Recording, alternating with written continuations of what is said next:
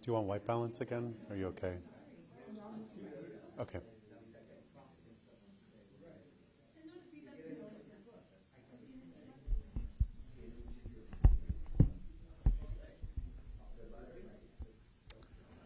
Okay, mic check 1, 2, 3, 4, 5, 6, 7, 8, 9, 10. 1, 2, 3, 4, 5, 6, 7, 8, 9, 10. Good. Okay. I think we're still 20 minutes out according to the schedule I saw, but I was just giving the newly arrived report.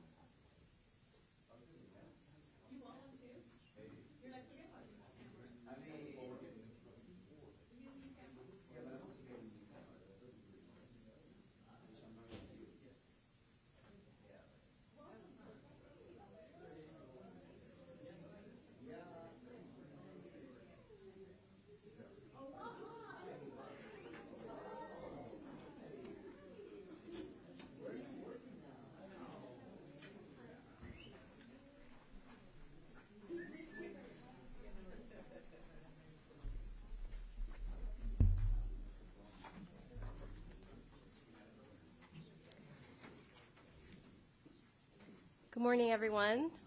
Welcome to the Citywide Emergency Operations Center. I am going to turn it over to our mayor, Mayor Lurie. Thank you. Good morning, everybody. I wanted to convene this group of public safety and city department leaders today as we prepare for the weekend ahead. Tomorrow, June 14th, we expect significant demonstrations and First Amendment activity across the city.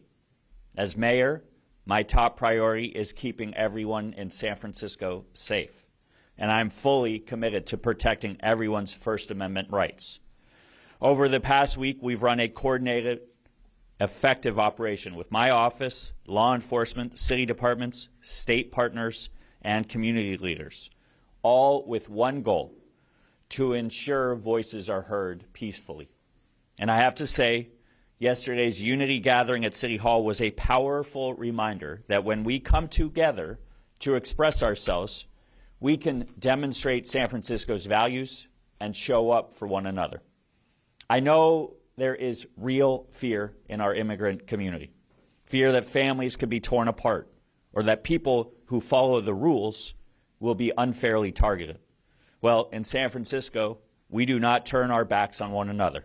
We lead with compassion and a commitment to protect every member of our community. Tomorrow and every single day, our job is to keep you safe and make sure you have the freedom to express yourself. Throughout the week, I've been in close contact with local law enforcement and city leadership to prepare for tomorrow's events. Police Chief Paul Yep, Fire Chief Dean Crispin, and DEM Director Mary Ellen Carroll have been coordinating internally and with our external partners, including event organizers, community groups, local businesses, and labor. This work is crucial to ensure everyone feels safe and that economic activity can continue without disruption. We are prepared, we are coordinated, and we are ready to respond to any scenario. Officers will be mobile with additional dedicated patrols so that they can adapt to the situation on the ground. Between the police department, fire department, sheriff's office, law enforcement, we will have every available resource prepared to support. And the Emergency Operations Center will be activated across departments. Our officers are here to safely and respectfully facilitate the peaceful exercise of First Amendment rights. They are also here to protect our small business owners and our residents and visitors. I want to be crystal clear. If there is violent or destructive activity, law enforcement will step in. If you assault a police officer or break windows of a local business, you will be arrested. I am incredibly grateful to our community partners who have worked with us throughout the week and shown their commitment to peaceful demonstrations. I want to thank the hundreds of people who came together yesterday and many city employees and community partners who are working around the clock. We are prepared and committed to keeping San Francisco safe while protecting the rights we all cherish. Thank you.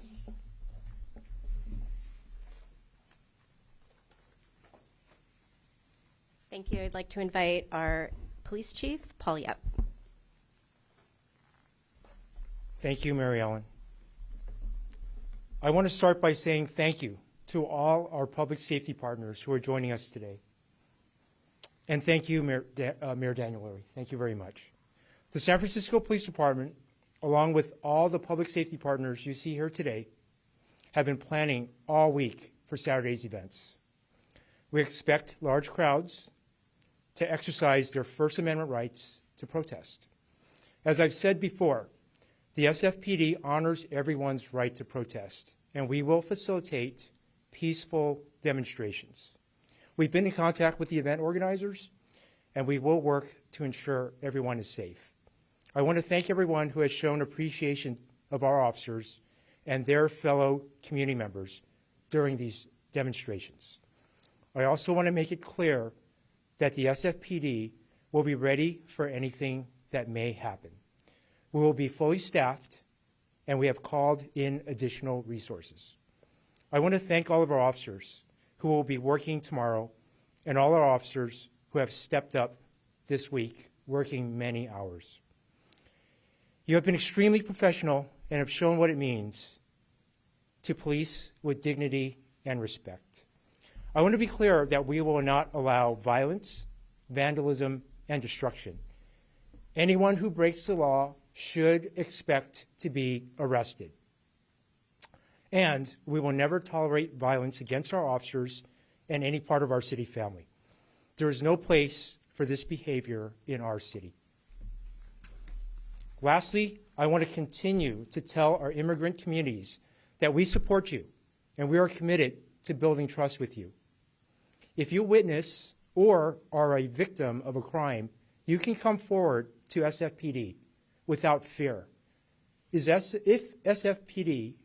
the SFPD is not responsible for immigration enforcement, we are here to keep the public safe. Once again, thank you to all our public safety partners joining us today and throughout the weekend. Thank you, Mayor Daniel Lurie, for your leadership and for your love of our city. And thank you, the men and women of the San Francisco Police Department, who continue to do the remarkable job that you do. I am very proud of you all.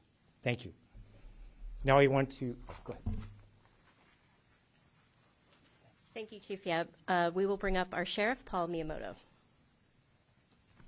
Thank you, Mary Ellen. Good morning. In preparation for tomorrow's demonstrations, the San Francisco Sheriff's Office is committed to ensuring everyone's safety and protecting First Amendment rights. Violence, vandalism, or threats to public safety will not be tolerated.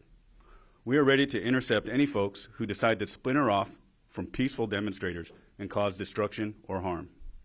Our emergency services unit, special response team are all going to be out and fully staffed to deal with any incidents that occur.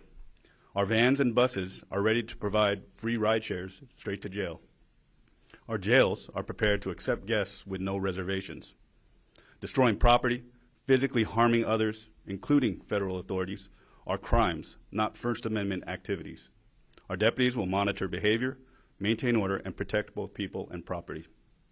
We understand this is a very sensitive time for members of our immigrant communities. Let me reassure you, our Sheriff's Office does not cooperate with ICE on civil immigration enforcement. We protect and serve all San Franciscans, regardless of status.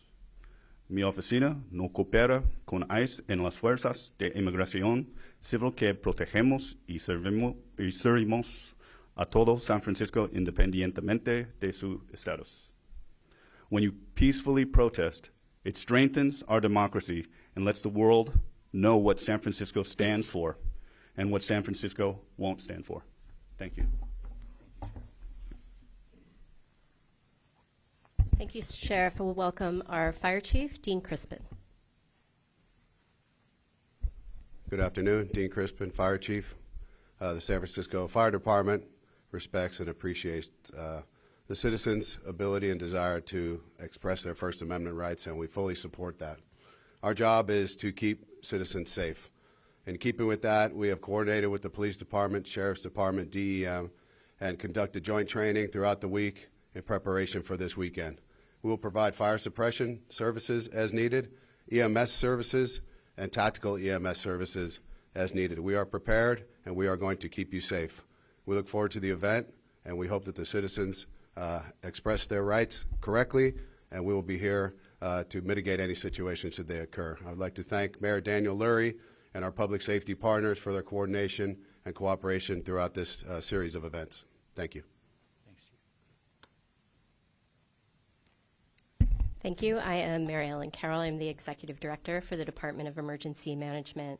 I want to thank our Mayor, Daniel Lurie, and all of my colleagues in public safety. We've been working very closely together over the last few days, and I really appreciate how well it's gone and the support that we've been providing to each other. The DEM, we are fully activating the Emergency Operations Center this weekend with in-person staffing from public safety and critical infrastructure agencies. We will be monitoring all First Amendment activities and public safety indicators, including 911 calls, the EMS system, and police and fire resources. We will be coordinating operations across key city partners and support department operation centers with resource requests. We will track the concurrent events that are going on this weekend and communicate with event leads to provide updates and operational coordination through any potential disruptions. We will be centralizing public information across all the departments to ensure that we are putting out a unified message and accurate, timely, and information to the public. SFMTA is one of the key partners, and they are activating their Department Operations Center to coordinate reroutes, which will impact multiple lines. Anyone traveling in the city on Saturday needs to plan for delays. You can check 511.org for traffic conditions and on social at SFMTA_Muni for live updates from the department. And then finally, Public Works is going to be mobilizing street cleaning resources and will provide free cleanup of any demonstration-related vandalism, which we hope we don't have, but if we do, including graffiti, as their crews have been doing since Sunday. If there are any impacted property or business owners, please contact 311. That is the way that we will be able to know that there's been something and we can send resources. Thank you so much. I'm going to pass this on to our DA, Brooke Jenkins. Good afternoon, everyone. I want to first acknowledge that people are emotional right now. And I think so many of us saw what happened to Senator Padilla yesterday and are feeling both emotional and outraged. And that is normal and to be expected.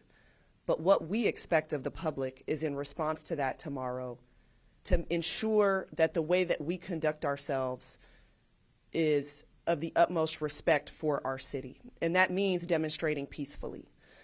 While you have just heard that law enforcement intends to make arrests for anyone who is engaged in criminal activity tomorrow, I want it to be clear that my office does intend to prosecute those who are arrested where we can prove beyond a reasonable doubt that you committed criminal activity as a part of these demonstrations.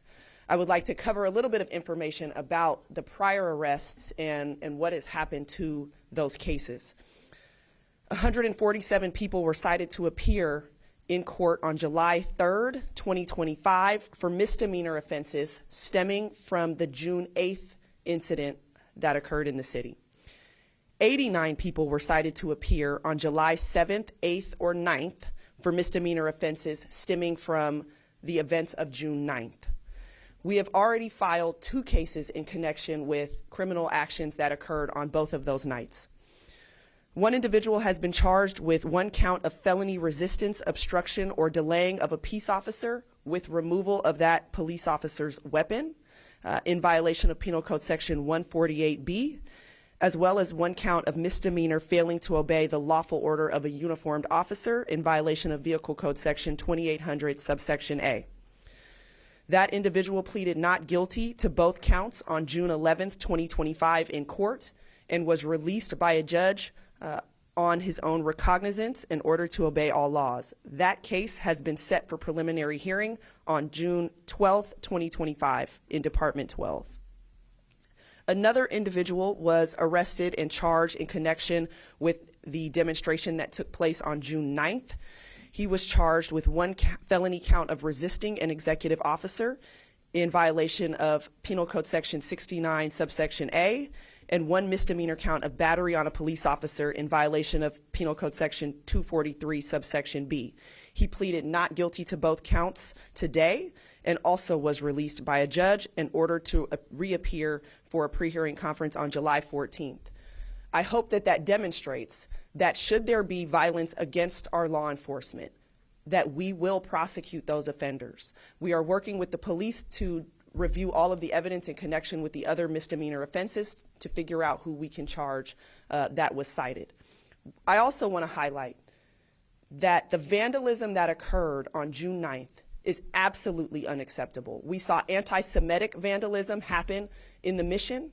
I saw images of vandalism that included kill cops. We will ensure that we find who committed those acts and that we charge whoever vandalized that building and establishment with that anti-Semitic language with a hate crime. So I want that to be clear, that we are watching and we will ensure that there is accountability for the people who commit acts of destruction in our city and who push forward hate in a manner that is criminal. And so at this time, I hope that we can find a way as a city to stand together rather than allow the events of current times to divide us. But we will ensure in my office that there is accountability for anyone who commits crime in this city in connection with what should be the peaceful demonstrations against what's happening across the country. Thank you. Our final speaker today is Executive Director of OSEA, Jorge Rivas.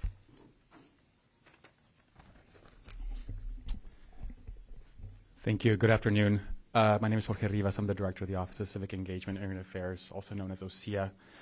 We have also been working with Mayor Lurie and the city's leadership and with trusted community partners to share accurate information and to ensure that resources are accessible and available to affected individuals and families. I'm here to share some more important community resources and remind everyone that city-funded services and programs remain available to all residents regardless of status. One key resource available to residents in San Francisco is the SF Immigrant Forum, an interagency and community resource. The SF Immigrant Forum serves as a central hub for access of resources and information to legal help, healthcare, housing, social services, and more, and it's available in multiple languages. You can find all of these resources online at sf.gov/immigrants. Also, the San Francisco Rapid Response Network, a community resource, a 24-hour, 7 days a week emergency hotline that connects individuals who have interactions with immigration enforcement with immediate legal support. The hotline is confidential and multilingual. The San Francisco hotline number is 415-200-1548. Encourage you all to save it. We urge everyone, especially those in immigrant households, to stay informed, know your rights, and reach out to trusted community organizations for more information. Thank you. Now I'm going to give the same message in Spanish. Muy buenas tardes. Mi nombre es Jorge Rivas y soy el director de la Oficina de Participación Cívica y Asuntos de Inmigrantes aquí en San Francisco. Hemos estado trabajando con el alcalde Lurie y con todo el liderazgo de la ciudad para compartir información precisa y garantizar que sea accesible a la comunidad, a personas afectadas y familias. Estoy aquí para compartir algunos recursos comunitarios y recordarles que todos los servicios de la ciudad son disponibles a todas las personas, no importando su estatus migratorio. Un recurso clave disponible para los residentes de San Francisco es el Foro de Migrantes de San Francisco. El Foro de Migrantes de San Francisco es un sitio web central de acceso a recursos e información sobre asistencia legal, atención médica, vivienda y servicios sociales y más. Está disponible en varios idiomas. Pueden encontrar el sitio web en línea sf.gov/inmigrantes. También quiero compartir información sobre la Red de Respuesta Rápida de San Francisco, un recurso comunitario. Es una línea directa de emergencia disponible 24 horas, 7 días a la semana. Esta línea conecta a personas que han tenido interacciones con autoridades de migración con apoyo legal inmediato. Es confidencial y multilingüe. El número de línea directa de San Francisco es 415-200-1548. Por favor, guárdenlo. Invito a todos, especialmente a quienes viven en hogares inmigrantes, que se mantengan informados, conozcan sus derechos y alquilen a grupos comunitarios para apoyos y servicios. Gracias. Ahora Tinky va a dar Tinky's going to read the comment in Cantonese. 各位午安，呢位係 Jorge Rivas 三藩市民政及移民辦事處 OSEA 嘅主任。我哋辦事處一直同市府領導層以及值得信賴嘅社區伙伴緊密合作，致力提供準確可靠嘅資訊，並確保受影響人士同家庭可以獲得所需資源同支援。我今日喺度係想同大家分享幾項重要嘅社區資源，同時提醒大家市府提供嘅各項服務同計劃，無論你嘅移民身份如何，依然對所有居民全面開放。其中一項重要資源係三藩市移民論壇。呢個平台由多個政府部門聯同社會組織一齊合作，為居民提供全面資訊，包括法律支援、醫療服務、房屋資訊、社會服務等，亦提供多語言版本，方便唔同語言背景嘅市民查閱同使用。你可以上網瀏覽 sf.gov/immigrants 了解詳情。另一項關鍵資源係三藩市快速回應網絡，一條由社區營運、全年無休24小時嘅緊急熱線，為曾與移民執法部門接觸嘅人士提供即時保密同多元兒嘅法律支援。請記低熱線電話415-200-1548。我哋呼籲所有市民，特別係兒童，特別係移民家庭，要時刻留意最新資訊，了解自己嘅權利，有需要時主動揾可信嘅社區組織求助，獲取所需支援。多謝大家。Thank you all. It was mentioned that there's going to be other resources that are also going to be brought in. I'm kind of curious, or you've been coordinating with other resources. I'm curious, are there going to be any federal law enforcement agencies that are being part of this coordination?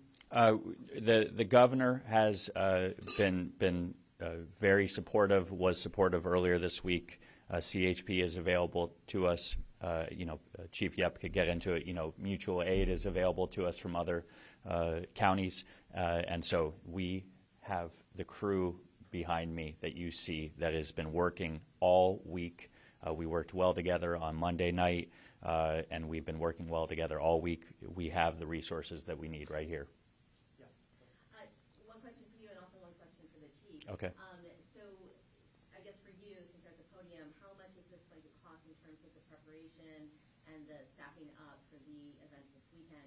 And then for Chief Yep, you had mentioned that there is coordination with other outside agencies, and I think we've seen sometimes in the past maybe not a seamless kind of unified response. So what kinds of preparations and training are you doing to try and make sure that if there are other officers coming in from other areas, that the response is unified and not just kind of, this person over here does this person over here does that? We'll get back to you on numbers and dollars. I will tell you that whatever it takes to keep our citizens safe, the right to peacefully protest safe, the First Amendment rights, we are going to do whatever it requires. I'll let you answer the other question. Thanks, Mayor. The Mayor got it right. We are in communication with CHP and Cal OES, so our California partners. We're ready for mutual aid.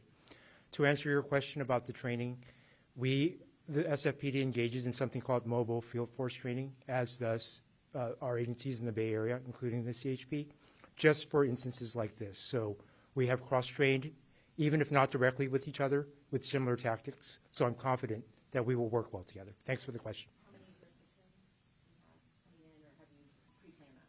Well, we're starting with SFPD, our sheriffs, and our partners in the city. If we need to move to outside resources, we will call mutual aid and the CHP. Let me just be clear. We have the resources, and we are in constant communication with other counties and Cal OES and CHP. You've seen various businesses already boarding up. More is going on. Any words of businesses in preparation for this? We've seen. I think DA Brooke Jenkins said it well. The sheriff, PD, we will not tolerate that behavior. If you cross the line and you vandalize, if you try to damage small businesses, if you try to harm our law enforcement officials, you will be arrested. You said in the past these are outsiders being arrested and charged. Does the data prove that? Do you know how many folks are from San Francisco versus elsewhere? I mean, I know from the first night, the first night, over half of them were from outside of San Francisco in terms of the arrest numbers. We know that this happens across the country and in other communities as well. So, that's why we're here today, to tell people that behavior is unacceptable. We've seen in the past protesters taking over bridges in San Francisco, right? We've seen that. Is that part of the resources that you guys are deploying, or is it just concentrated in one specific place? We're going to be ready for anything that comes our way. I think everybody up here demonstrates that. The help of CHP, Cal OES, we are ready, and we are prepared, and we are coordinated. And I would just tell people, if you cross the line, you're going to be arrested.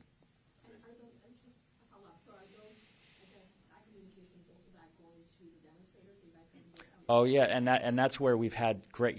Yesterday Unity Rally, we've been in constant contact with labor leaders, immigrant rights leaders. We have great coordination with those leaders, and we've had that. And for the most part, people have been peaceful, and we are going to protect that right. And we are in coordination with those that are leading the demonstration tomorrow. We have confidence in them, and I have confidence in everybody standing behind me. Okay. Thank. Oh. I have a packed schedule tomorrow, which starts with a cleanup in the Castro, and my first priority is making sure I'm keeping everybody safe. So I'm planning on being at our emergency operations center. There's been some people who have voiced some concern about outside groups like Proud Boys coming in and trying to agitate. I'm wondering if you can address that. And then Mary Ellen mentioned concurrence events that are going on. If you could talk a little bit about that in preparations for people to get around. I know that there's a couple of street festivals. I'm not worried about who is attempting to do damage or destruction. I just know we're ready for any eventuality. Do you want to answer that? So it is summer in San Francisco. Because it's like 55 degrees out. And nonetheless, we have a lot of fun, beautiful activities going on, including Juneteenth and many other smaller events. Those events can be found on our website, and we'll make sure we post things at SF.gov. Jackie, help me. Yes. SF.gov, Ready SF. And please remember 511 for getting around, and the SFMTA website will also have that information. So there's a lot of, the city goes on even when we have these events. Part of the Emergency Operations Center coordination is to not only monitor the First Amendment activities, always keeping everyone safe, but also ensuring that we can, that the rest of the city goes on and all of these activities can continue to happen. I want to just close with one thing. We got one more question. Okay. I just want to echo. I was out at multiple night markets last night, entertainment zones. I mean, this city is alive and well, and we want people to have a great weekend. And there are so many activities happening. We're ready for all of that as well. So it's not just about this tomorrow. It's about our city coming together. I think you have a question for the district attorney.